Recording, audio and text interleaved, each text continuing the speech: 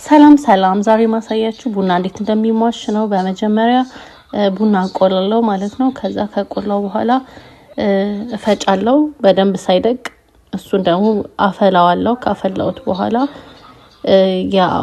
ያፈላውትን አተላውን አነሳና ውስጡ ጨምራለው ማለት ነው። አተላውን ውጪ ላይ ነው መንቀባው። ጀስ ቡናው ላይ ይፈላና ወደ ጎን እያረኩኝ ካሟሻውት በኋላ ቡናውን ማለት ነው ጨምራለው። ከዛ ይፈላል ማለት ነው። እየቀያየርኩኝ በደንብ እስኪፈላ ድረስ ጠብቀዋለሁ። በደንብ እስኪፈላ ማለት ነው። የገነፈለ እስኪፈላ እንጠብቀዋለን በደንብ ማለት ነው። በተችሉ ሁለቴ። ከዛ ዱቄቱን ደግሞ ቀባዋለሁ ማለት ነው። ዙሪያውን ወዝ እንዲኖረው ይጠቅመናል ይሄ ማለት ነው። ከዛ ከተደጋገመ በኋላ ማውጣት ማለት ነው።